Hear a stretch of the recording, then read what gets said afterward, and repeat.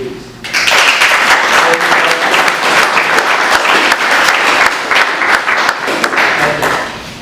Before I begin, just note on terminology. It occurred to me that sometimes when an author will trip over his or her own shoelaces because he or she has a distinction in his or her head, but the author, the reader doesn't.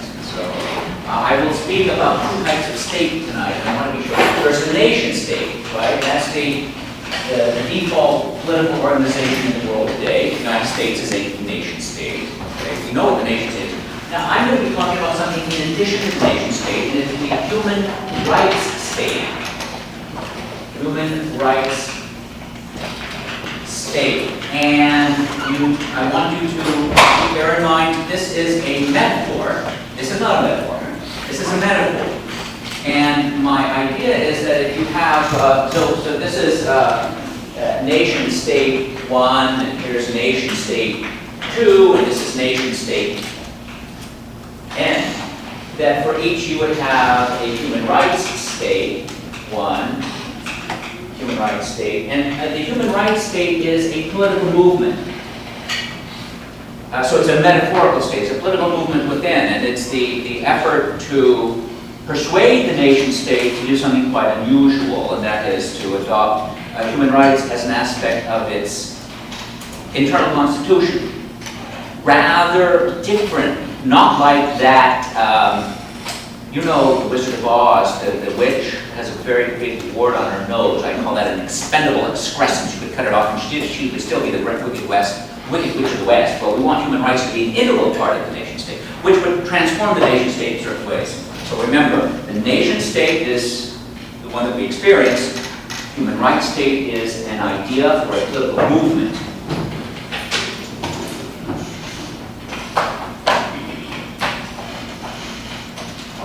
First of all, I want to thank Professor Ivetola Pierce and Professor Clarence Lowe, who together have honored me by inviting me to speak to you this evening. I'm most grateful. In 2012, I published a book, Human Rights as Social Construction.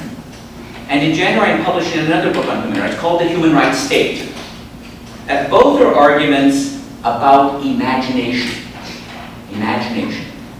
By itself, imagination will not change the world. But you need imagination to envision alternatives to the world as we know it. And the first act of imagination is to imagine that tomorrow could be different from today. To be sure, much imagination leads nowhere. Rather, like gears that are disengaged from another, just aimlessly spinning. Now, my books attempt to engage the gears of justice, or at least to suggest ways in which you might engage the gears of justice as you pursue the project of human rights by your own best lights. My approach works with the nation state instead of trying to overcome it or to replace it. It works with the nation state. But it's a curious idea, actually. Human rights and the nation state together. After all, are not human rights and what I'm calling are not human rights and the nation state mutually exclusive, or at least in tension with one another? For the territorial nation state is an act of exclusion. It excludes from membership almost everyone in the world. A political community's ability to exclude outsiders is precisely what sovereignty is all about. Sovereignty, as self-determination, means the ability to exclude others from determining one's community's own fate. The nation-state operates with a logic of exclusion. It inhabits a homogeneous legal space and often exercises unlimited legal authority within it. Human rights, by contrast, operate with a logic of inclusion. And I think we need to combine these two mutually exclusive logics, because no person today enjoys human rights if the nation state in which he or she resides declines to offer them. And short of armed military intervention, which usually goes badly, human rights cannot be imposed. Further, I reject the idea that states have some kind of responsibility to protect, in the sense that I reject it because it too easily becomes a right to intervene. I certainly support intervention to prevent genocide and ethnic cleansing, to stop the killing. But my books do not focus on the extraordinary atrocities, where the first goal, again, is to stop this killing. It's not the same thing as developing human rights. Yet my books focus on creating local conditions that hopefully would preclude such killing in the first place. So these are a division of labor here, and I focus on one, not the other. I don't disparage the other, but it's not my focus.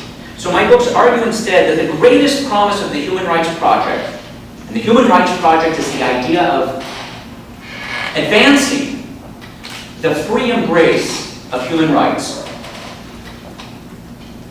Persuasion, not coercion.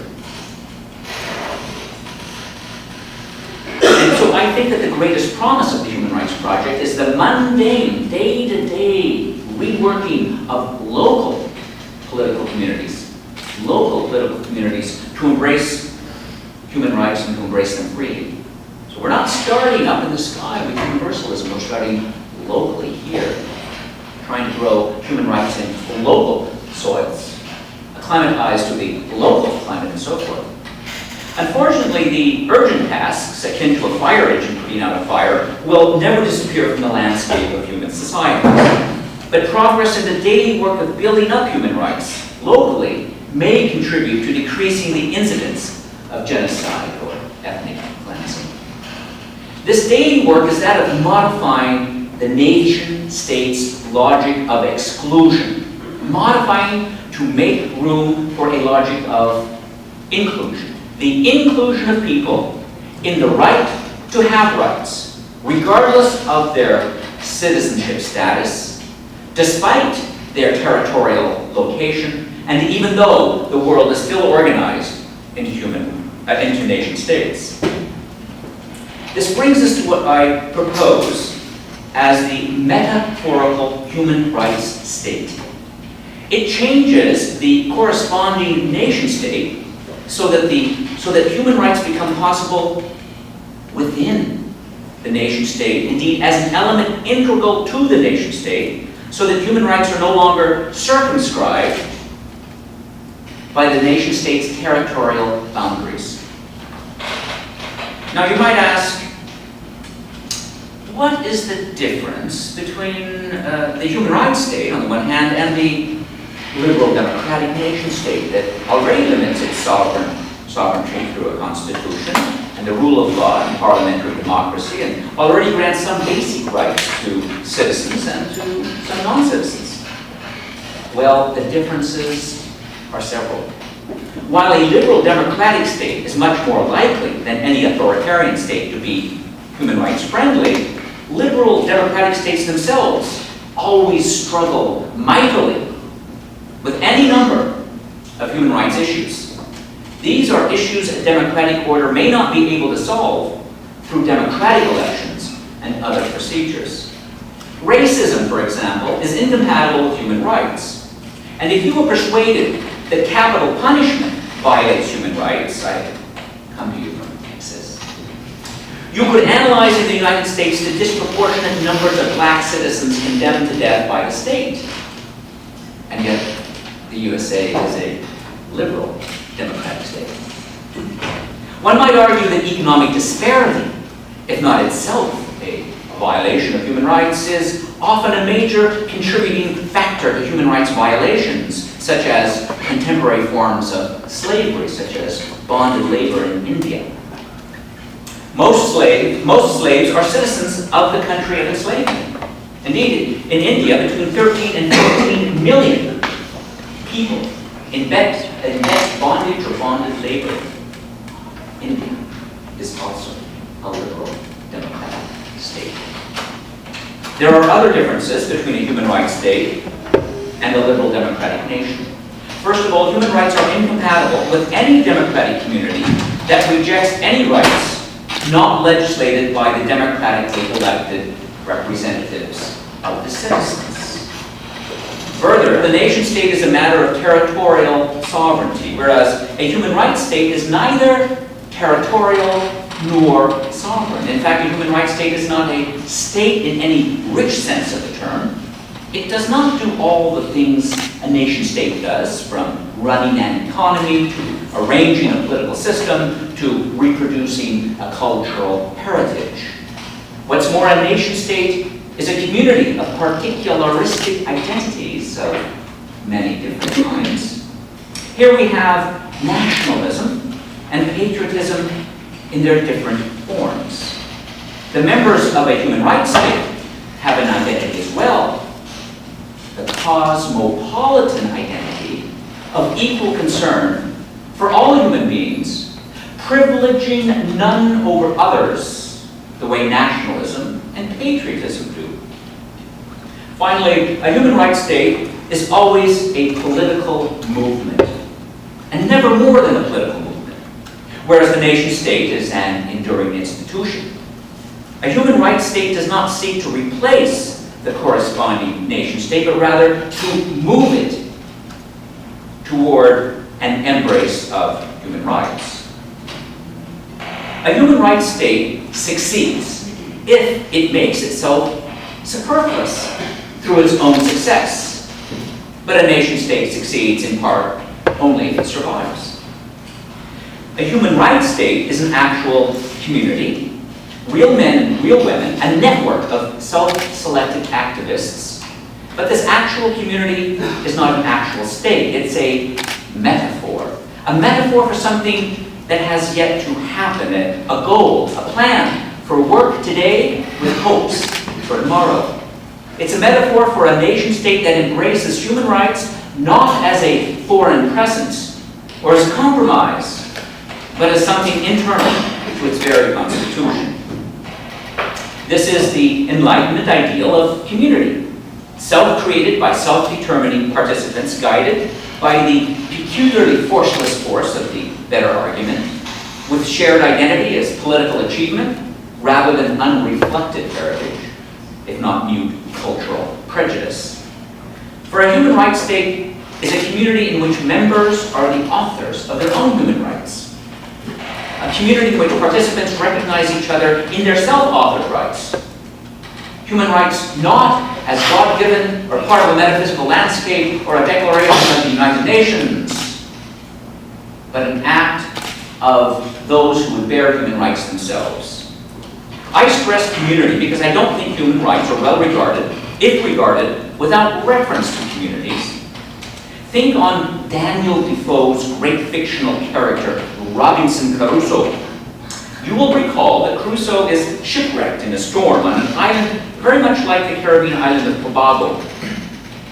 He is alone on this island for years. There, he has no human rights, but not because he is denied human rights. Rather, human beings, isolated from all other humans in the world, cannot do human rights. A person cannot do human rights solo. A person can only do them in concert with others, in community, within a field of mutual recognition. Moreover, the very possibility of human rights depends on a heightened intersubjectivity among members of a species who, after all, share many characteristics. Each individual is always a member of various groups, and these memberships are profound aspects of who that person is. But this argument hardly entails some kind of groupthink that would reduce the individual to one identity held in common. After all, the goal of a human rights state, namely to advance human rights through persuasion, not coercion, entails the imperative of free persuasion. And one aspect of free persuasion is that the person persuaded does not surrender his or her identity in all of its parts. This is a vision of social interaction in which the other, including or especially an other to whom we may feel aversion, retains his or her integrity autonomy, and freedom even in that interaction, because he or she is recognized in his or her difference as equally worthy of respect and consideration. One person relates to another without in any way reducing the other person to himself or to herself, whether by understanding the other as simply another version of oneself, or by understanding the other person as failed or inadequate insofar as he or she is not identical with oneself. This is an ideal of the absolute parity of the parties related. Each person exists socially and morally and politically only in relation to other persons, where no person enjoys an advantage over the others. Now you can see why Robinson Crusoe could not possibly have human rights. But you should also see that the advance of human rights can only be a collective effort. A human rights state seeks to internalize human rights in the corresponding nation state. I want to emphasize that an idea internal to a community, even though it's internal to that community, can still criticize practices within that community. It is up to the victims, not outside observers, to define for themselves whether their freedom is in jeopardy. It is entirely possible that people whom Western observers might suppose are in oppressed or subordinate positions will seek to maintain their traditions and patterns of authority that keep them in this subjection. Members of a community may believe that participation in their religious tradition, for example, enables them to enjoy forms of belonging that are more valuable to them than the negative freedom of private agency. What may be an abuse of human rights to a human rights activist may not be seen as such by those whom human rights activists construe to be the victims. I would emphasize the fact that much life plays out at a local level, and that cosmopolitan human rights may be constructed locally in ways that resonate locally. I propose that the human rights advocate begin by articulating human rights in the natural cultural logics of local application. Local application refers to venues where human rights are to be established, promoted, strengthened, defended. Introducing a human rights perspective into a social system will always challenge some of the system's features, and maybe many of its features. But once framed in the local cultural logic, human rights need not delegitimize that logic as a whole. For example, the women in Kabul who come to Western human rights agencies seeking their protection from the Taliban militias do not want to cease being Muslim wives and mothers. They want to combine respect for their traditions with an education and professional health care provided by a woman. They hope the agencies will defend them against being beaten and persecuted for claiming such rights. The legitimacy for these claims is reinforced by the fact that the people who are making them are not foreign human rights activists, but the victims themselves. But once they are framed in the local cultural logics, once they are indigenized, human rights will delegitimize some aspects of those communities. For example, I should think that any plausible understanding of human rights challenges authoritarianism, patriarchy, and other traditional forms of obedience. This version of human rights champions individual agency over group-based agency. It rejects group rights where group rights trump individual rights. Such individualistically understood human rights certainly challenge traditional and authoritarian social systems to learn greater individualism by learning entitlements and immunities for the individual as such. So what's the takeaway from my talk this evening? Let's say that you, together with other advocates of human rights, want to change the world in the name of justice. Your weapon is your imagination. By this means you would dislodge the nation-state partially from the political geography of territorial sovereignty. You would extricate the state partially from its national institutional encasement. You envision a measure of cosmopolitanism inside the domestic. For a human rights state inhabits the domestic, and the cosmopolitan spheres simultaneously. It inhabits the subnational space of a membership constituted by citizens of a particular nation state, and at the same time, it inhabits the global public of human rights cosmopolitanism. This is the cosmopolitanism, or the cosmopolitan orientation of domestic activists, because most members of a particular human rights state will be citizens of the corresponding nation state. A human rights state partially denationalizes the national, even as national territory and geographic boundaries remain largely intact. The basic idea of exceeding the nation-state without destroying the nation-state is an idea we are already familiar with. A variety of social systems challenge the nation-state's logic of exclusion. Striking examples come from the economic sphere, with the mobility of capital, of commodities, of services, of technologies. Here we witness multinational corporations not tied to territorial sovereignty. Here we know international free trade agreements. Here we see labor migration and market penetration. The sphere of technology provides another significant example. Think of community formation or of social movements through digital technology, such as the internet. Here we find location-independent communication. Here we observe transportation technologies, facilitating the flow of information, of goods, of services, and sometimes of people across borders. Yet a third example comes from the cultural sphere, in the form of transnational communication flows, lifestyles, as well as consumption patterns. To be sure, some forms of denationalization generate certain global risks, from types of crime that flow from abroad to environmental crises. In this context, one has to wonder about the combined forces, for example, of climate change, sustained population growth, resource depletion, and increased warfare that might lead to a radical increase in displaced persons and persons made destitute. And the question is this: in what ways might human rights theory and human rights practice respond to some of the global risks that constitute the negative side of denationalization? Might these risks defeat the project of advocating human rights? Are human rights pointless in the face of such risks? We know this much. Advocates of justice are always confronted by factors on the ground that make this or that human rights initiative appear quixotic or futile. For example, the social acceptability of race-based slavery of Africans in Europe and the American colonies in the 17th and 18th centuries certainly overwhelmed the idea of a human right to be free from enslavement.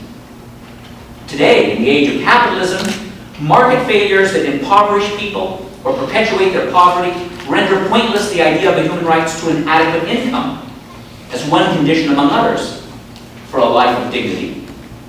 And yet, consider empirical evidence that possibilities remain, even in the face of overwhelming odds, at least what currently seem overwhelming.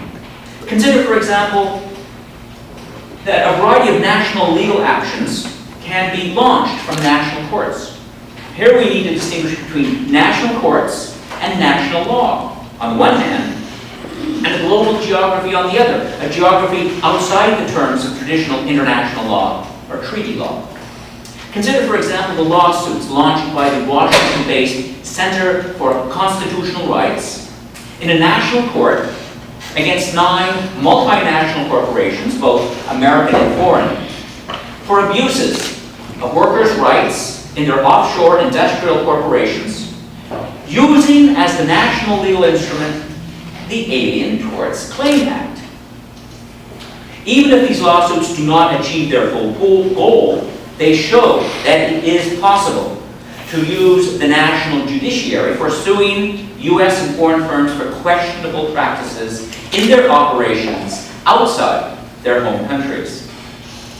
Let's turn now to a human rights state from the standpoint of international relations.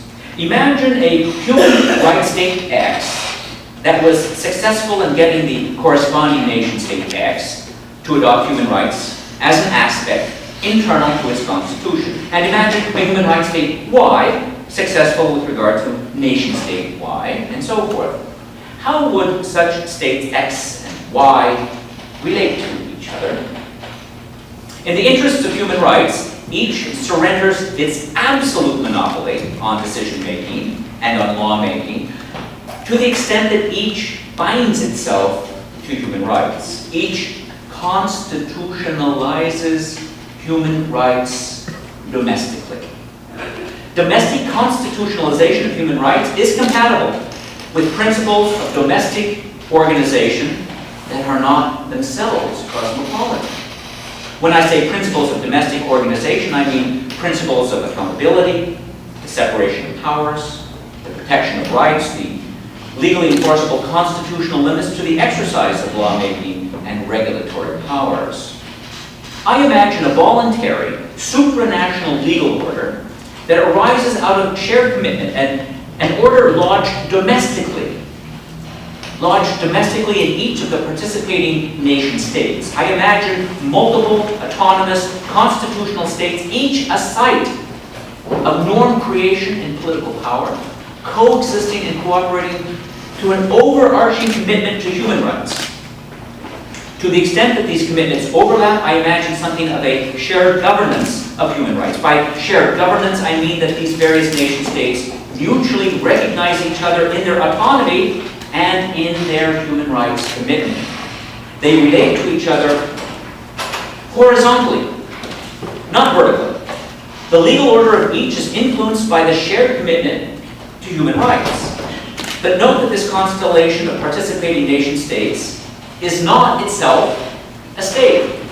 Rather, participating nation states form a pluralism of nation states, each of which observes its own conception of human rights, likely with significant overlap, but with significant differences as well among those conceptions.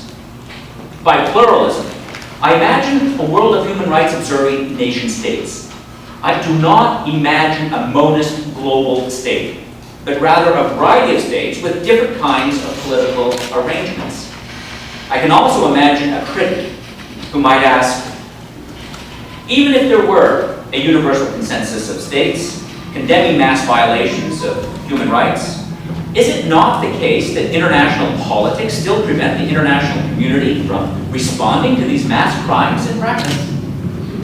To this critic, I would say, I fail to see any such consensus. I also fail to see any kind of international community. What I do see are a variety of blocks of states, but nothing global. To be sure, the idea of a global consensus, the idea of an international community, is an idea entirely in the spirit of the human rights project, but these are aspirations, not descriptions of the world today. Now imagine another critic, I have lots of critics. Imagine another critic concerned about disagreement among different nation states. They disagree about the scope of particular human rights. They disagree about how to balance conflicting human rights. They disagree on issues contested on moral or religious grounds, such as euthanasia or the right to wear religious garments at work. And this critic might ask, how should international human rights law respond to controversies existing within or among states? Here I would say we need to be clear about salient differences between human rights as an idea or practice, on the one hand, and human rights law, on the other. In law of China and the decline of Europe and the extension of global markets, will it become more and more difficult for NGOs and activists to reestablish or reinvent human rights as a critical tool to influence international politics?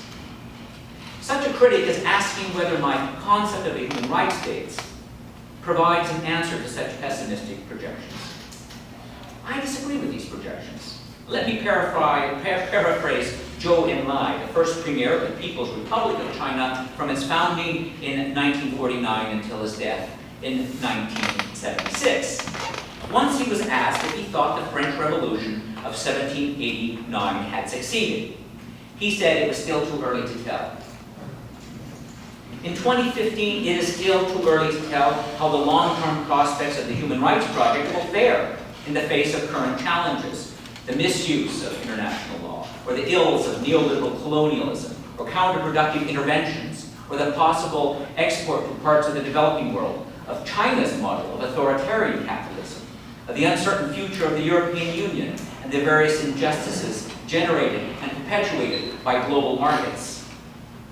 Such a critic is concerned that these developments may make it increasingly difficult for NGOs and activists to reestablish or to reinvent human rights as a critical tool to influence international politics.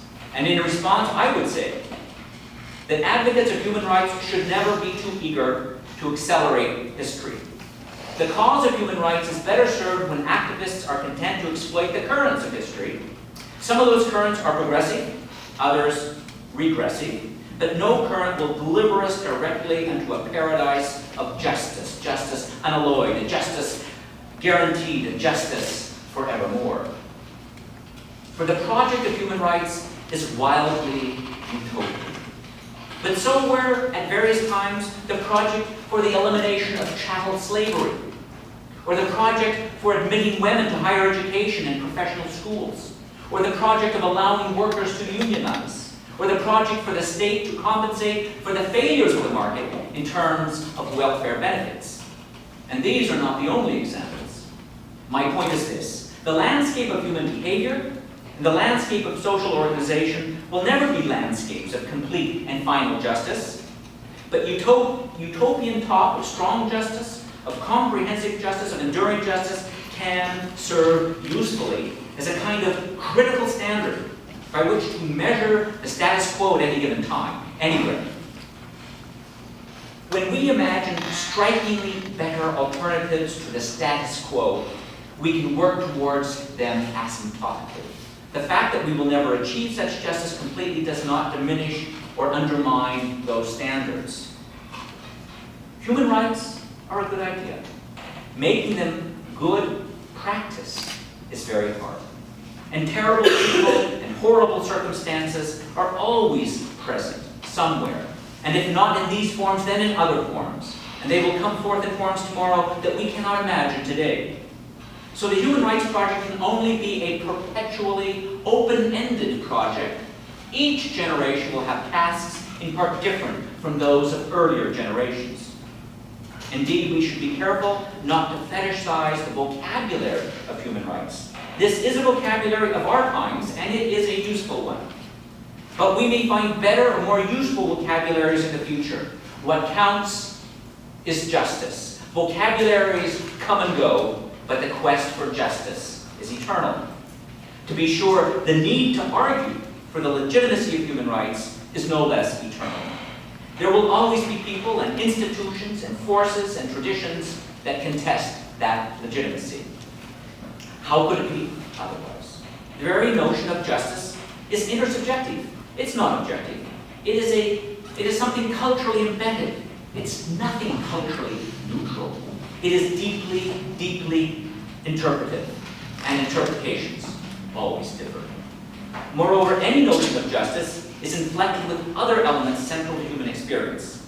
The economic dimension of life, the economic dimensions of life, are powerful examples. Technical changes are also powerful examples. For all these reasons and more, political communities will never settle on one understanding of justice. This won't happen within one community, and it won't happen across different communities. Nor can the idea of human rights and the practice of human rights guarantee positive outcomes. But then, what can guarantee positive outcomes?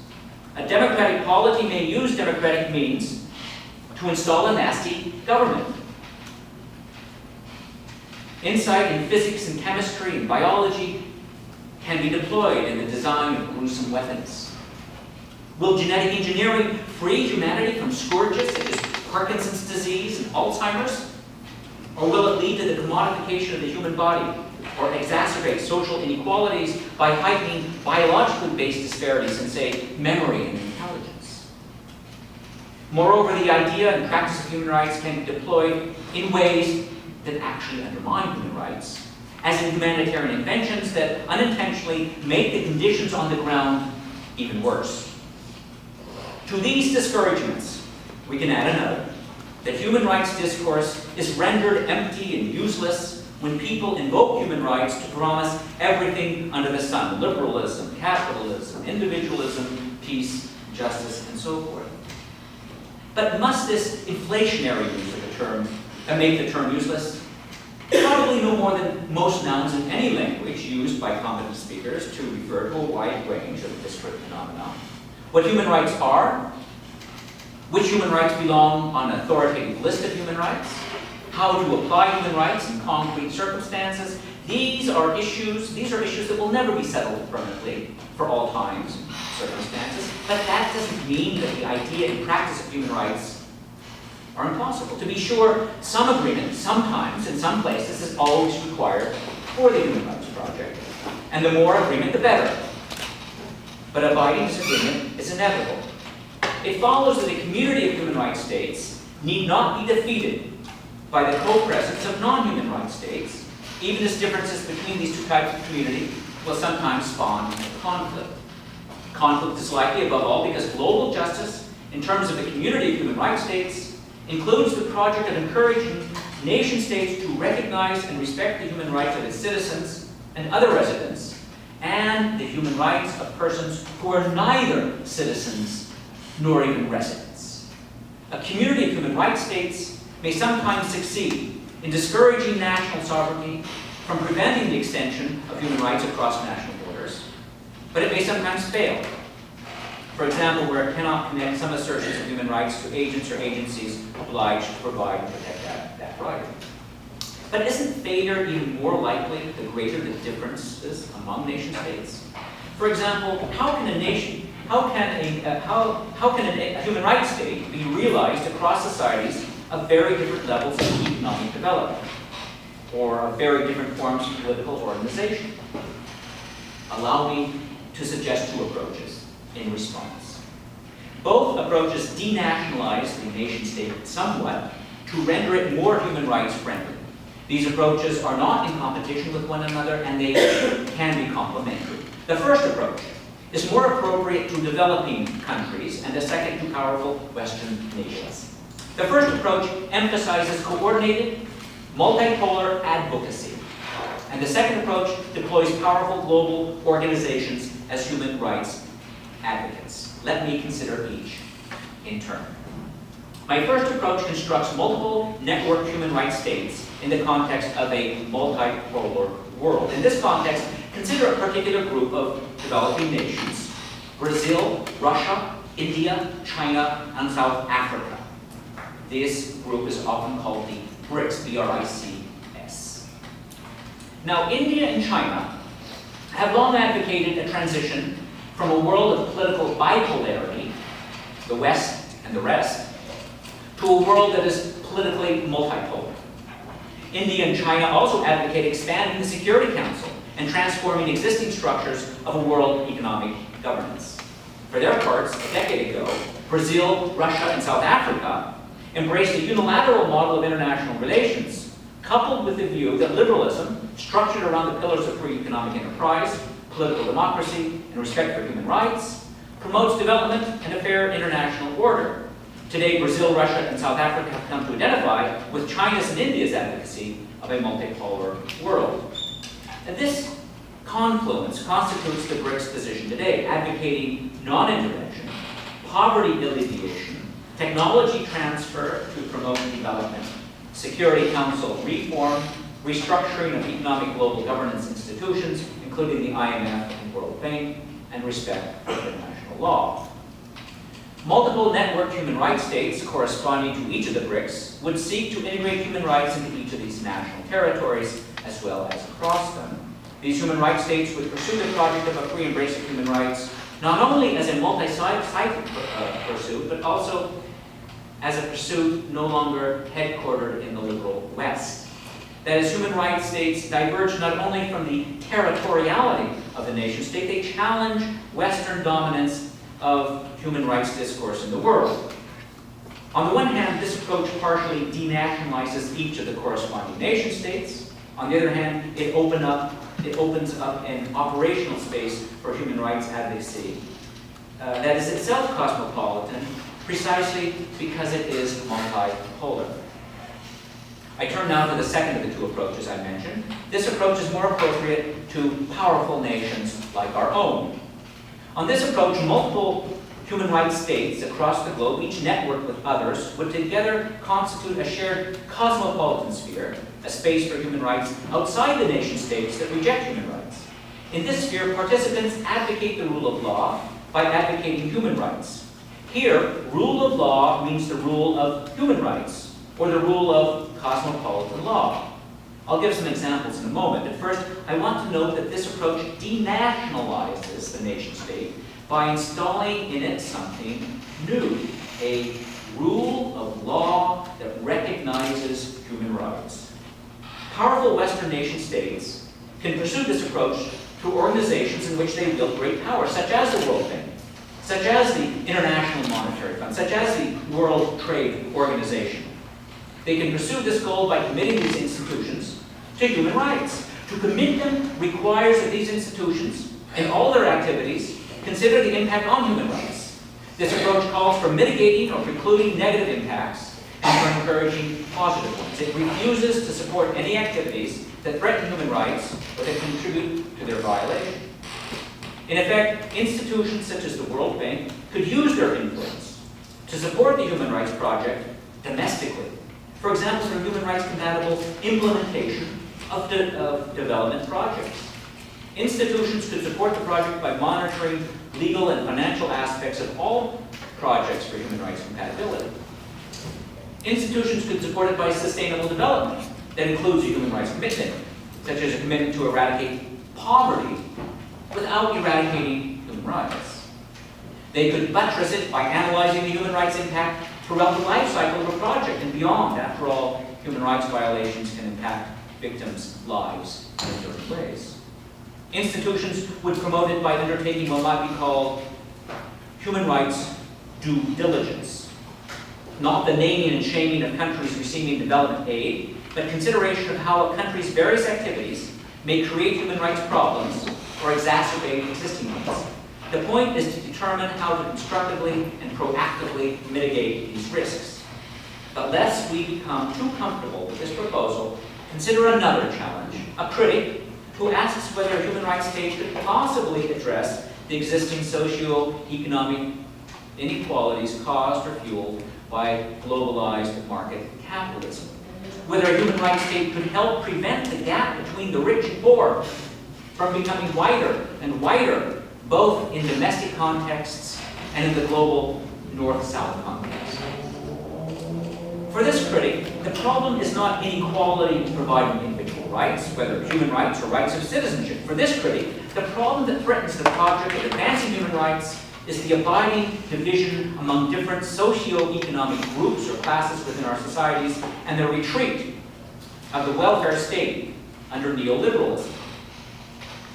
Let me respond by analyzing a letter written by Karl Marx in late 1864 on behalf of the International Working Man's Association and addressed to Abraham Lincoln, President of the United States.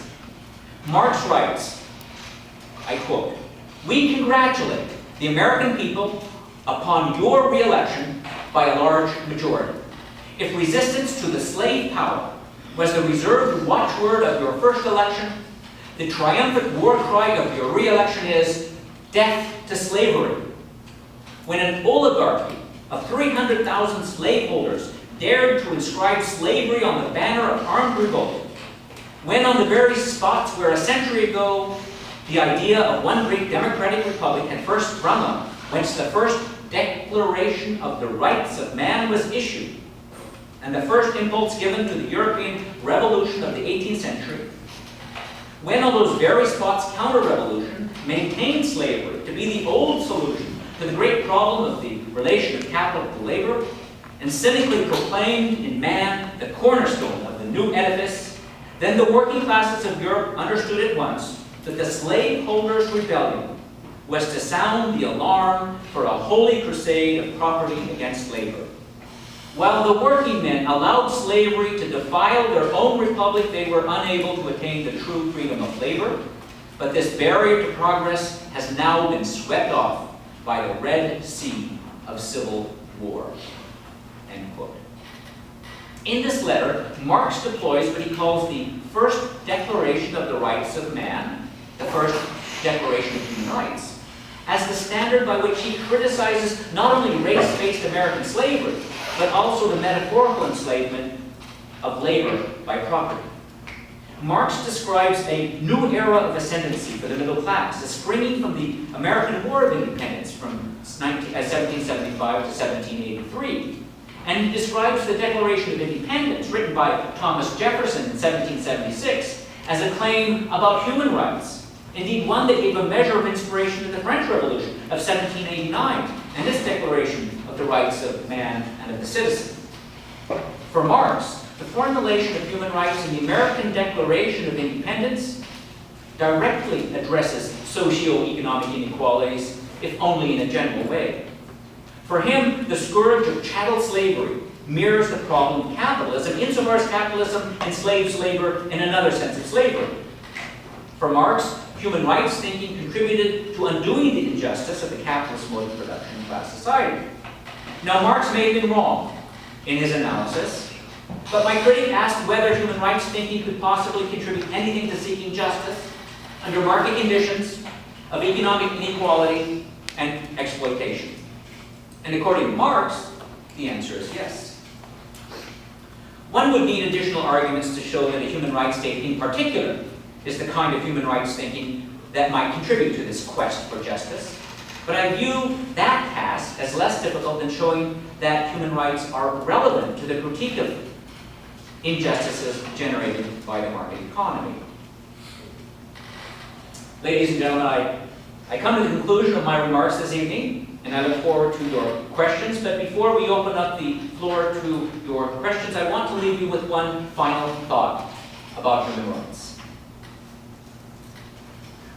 Truth can take care of itself, but justice always needs to be attended to. And each participant in the Human Rights Project can attend to justice in any number of ways. The metaphorical human rights state is one way. Imagination exceeds the status quo, and utopia becomes concrete when metaphor generates an alternative better than the status quo and goes on to define that alternative, to design it, to craft it, and to deploy it. So I close with this cordial invitation. Ladies and gentlemen of the University of Missouri at Columbia, a human rights state is your state. This is a core message of my new book, The Human Rights State. Human rights states will one day exist only if you, together with others, create them. So go forth, armed with imagination and the courage of utopian thinking, and don't forget the metaphor. Thank you very much.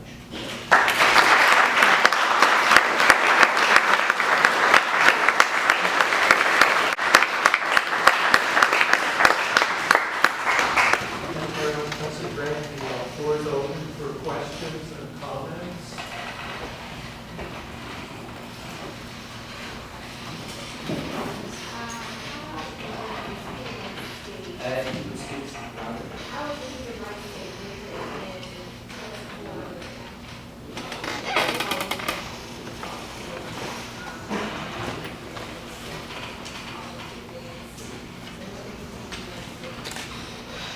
I spoke about some of those in my talk. One aspect that I think challenges or contributes to certain aspects involves the question of sovereignty. That seems to me to advance. Can you repeat her question? The question is, what makes the human rights state as an approach, as a form of political activism, any different from any number of current attempts that also seek to advance human rights? And I wanted to point out, first of all, that the human rights state is concerned with the problem of sovereignty, national sovereignty. National sovereignty, on the one hand, is positive insofar as it's an element of self-determination, but it can also be quite negative in so much as it legitimizes forms of domestic barbarism. They cannot be criticized by outsiders. And the human rights state, to succeed, to make human rights part of the domestic constitution, necessarily entails a diminution of state sovereignty. Very ambitious, but it's different, I think, from, for example, good projects undertaken by organizations such as Amnesty International or other human rights watch. Sir? You said that political communities will never settle on one definition of justice. Yes. And I was thinking, isn't the code of laws in a state the definition, a single definition of justice? Interesting question. The gentleman asked, he says, I claim that there will never be a consensually held definition of justice within the political community, and certainly not beyond, across communities.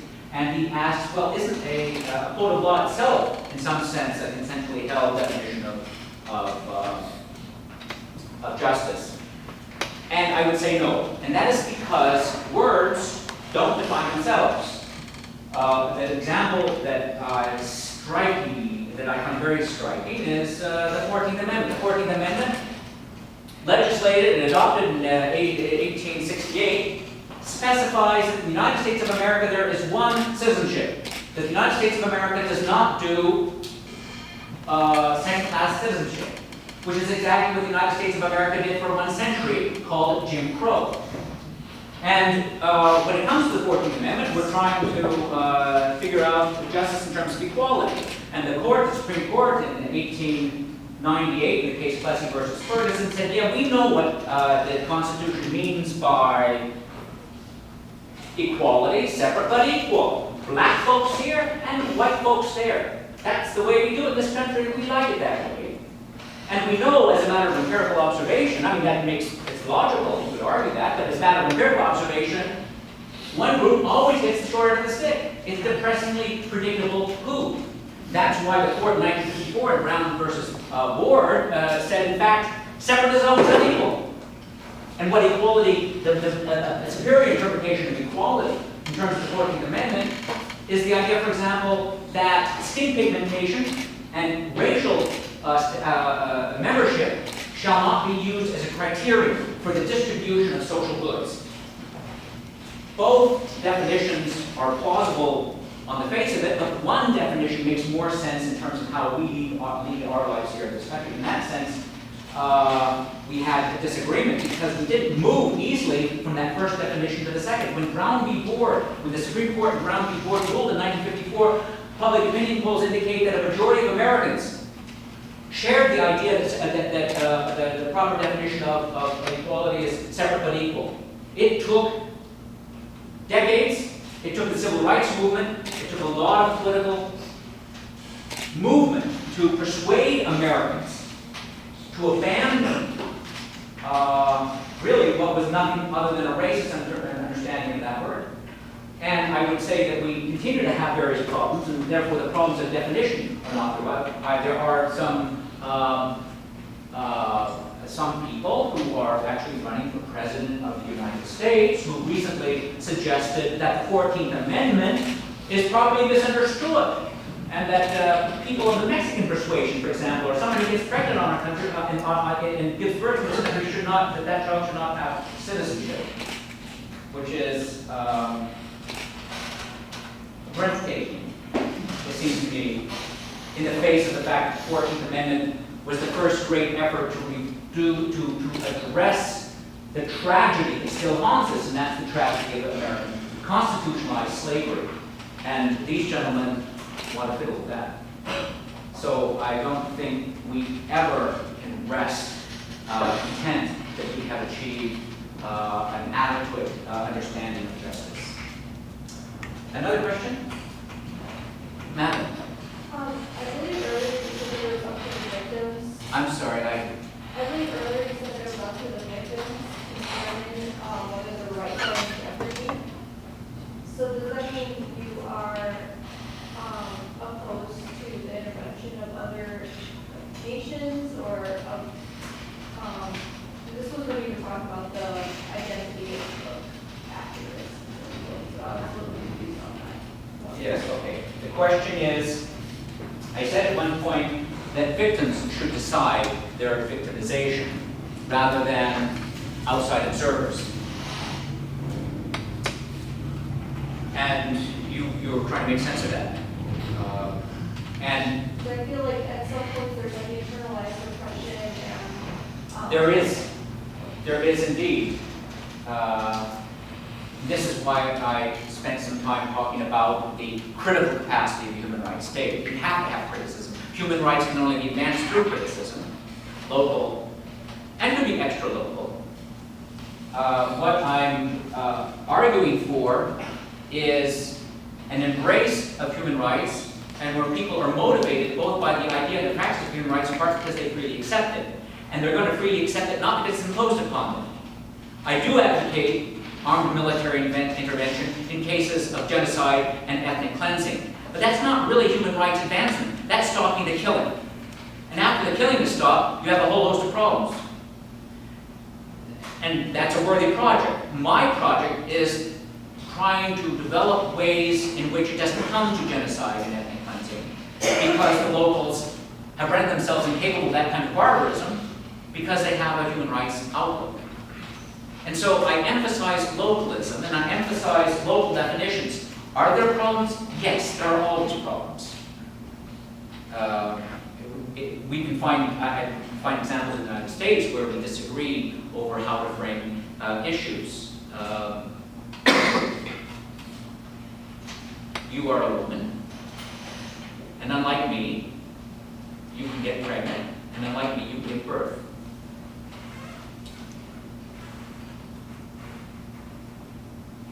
What do you think about, which was very much the case, especially in the past, of a group of men and only men, figuring out your relationship with that fetus, and what your right should be, and what should be done with your body,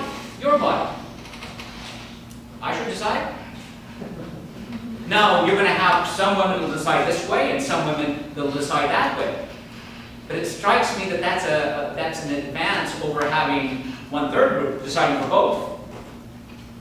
We haven't maybe reconciled everyone has the same viewpoint, but I think it's a little more just for the people who are directly involved to be calling the shots rather than outside observers, I think.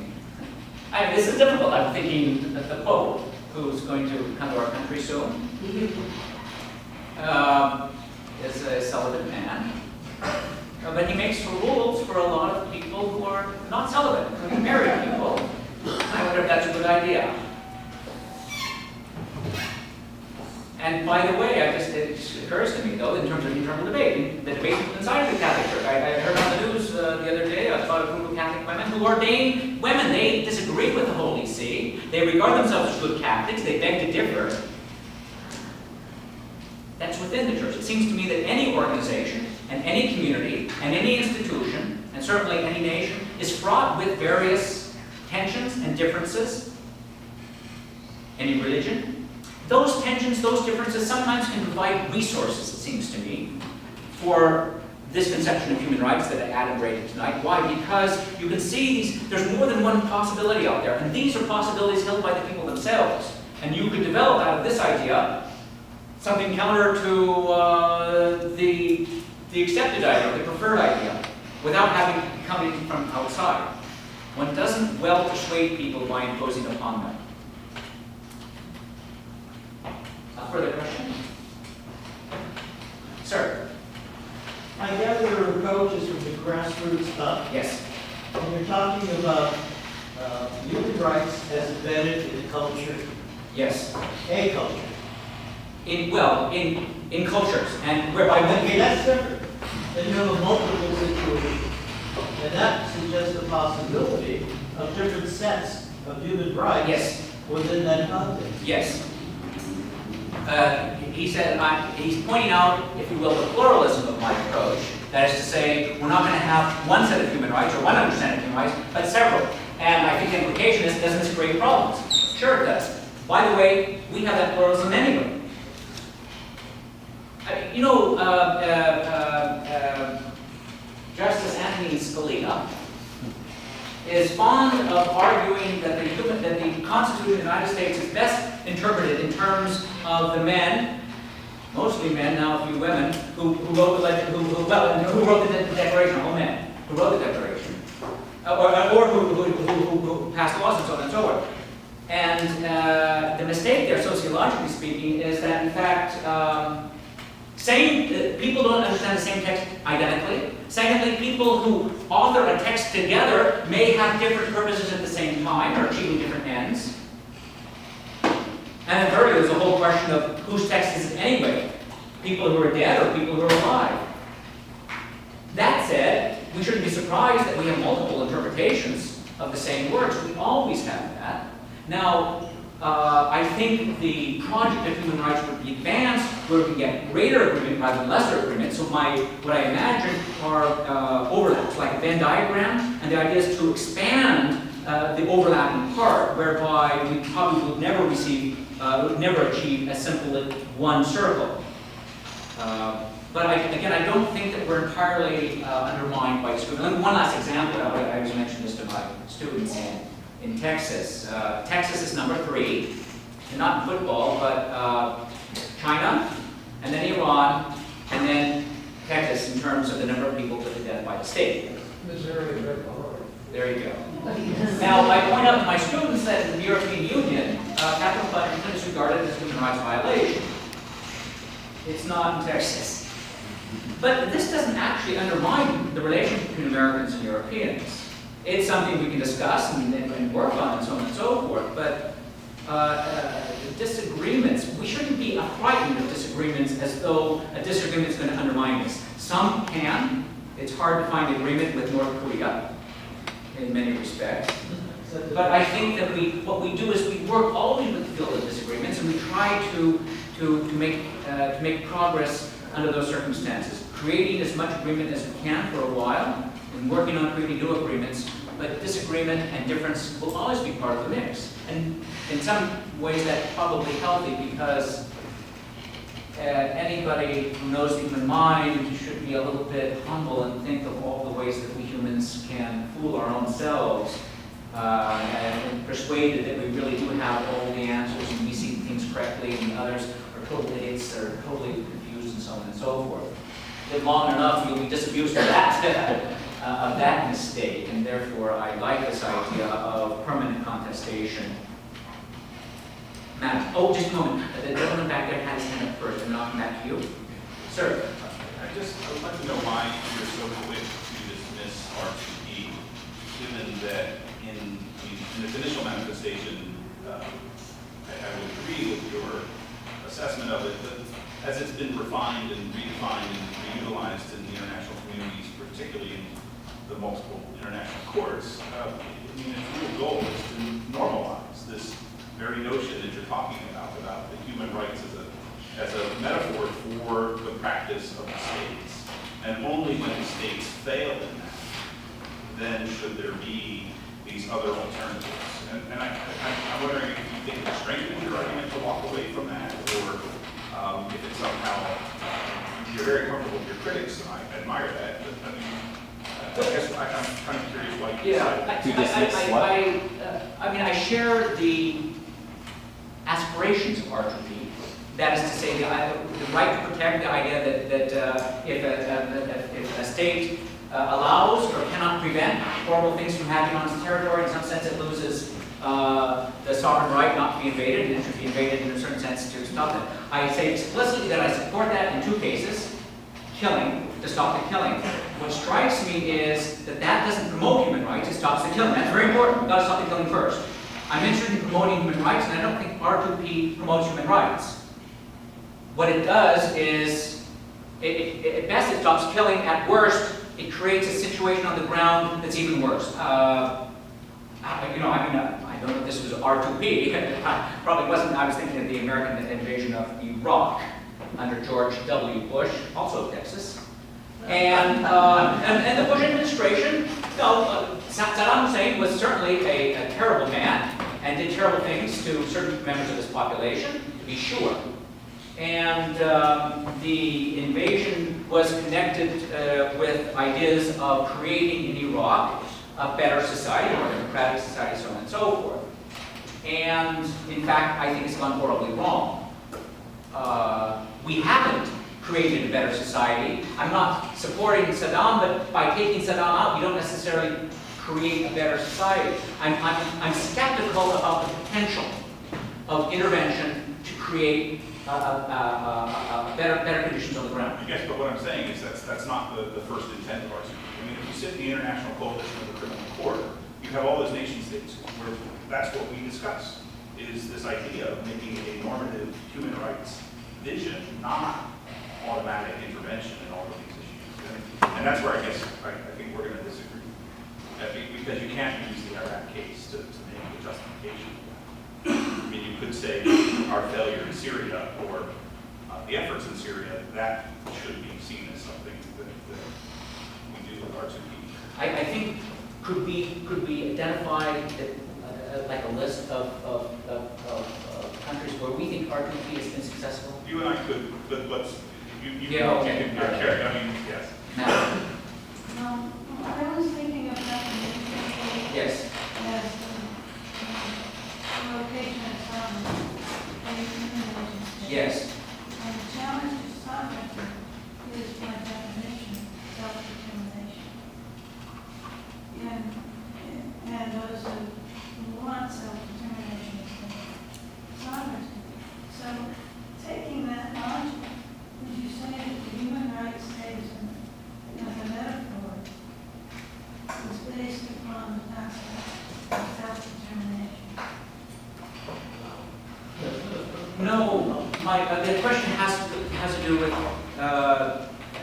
self-determination, and self-determination in part, for example, as it could be a democratic self-determination. People freely self-determining their political community is something actually quite potentially admirable. But my argument is that the self-determination can also be exclusive.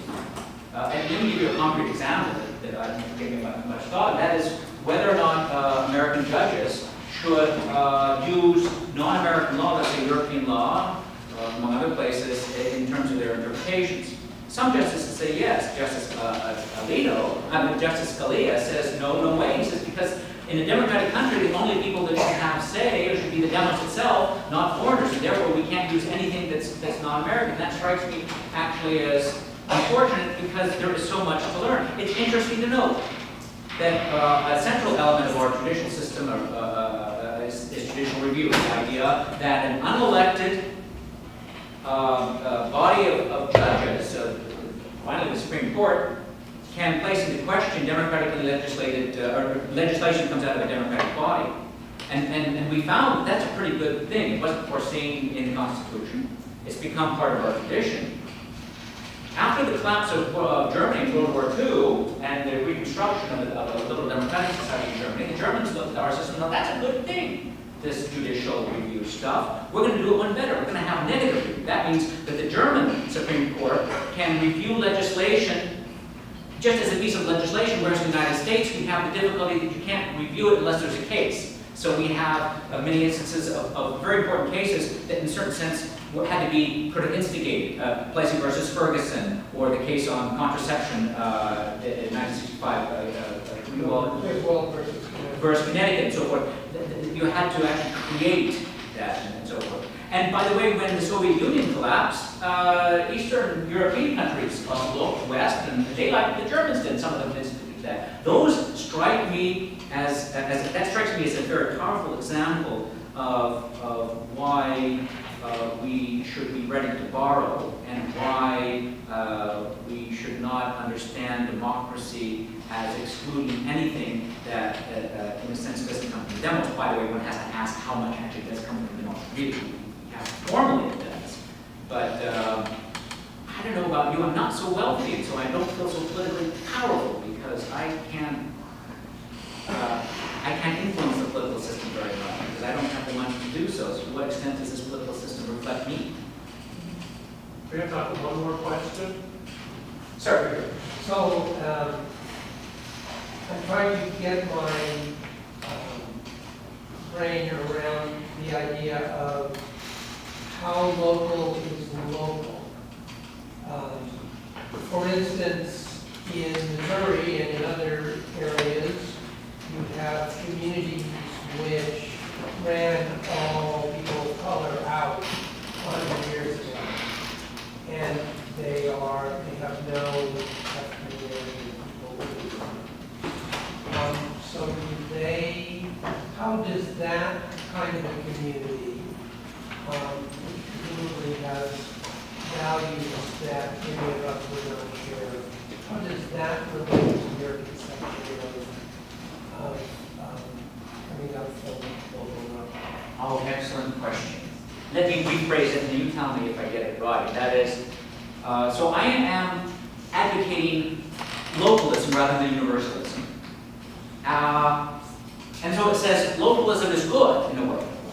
But he points out that in fact, there could be terrible localism. I mean, there are groups of nasty, nasty people. Not only in my department. From a localist standpoint, don't I put myself in the position, in a certain sense, of advocating also the right of nasty people to go about doing their nasty business? I would say that we live in a world in which there are no guarantees, and that any tool can be used for good or for evil, or maybe some can only be used for evil, but even ones that can be used for good could also be used for evil.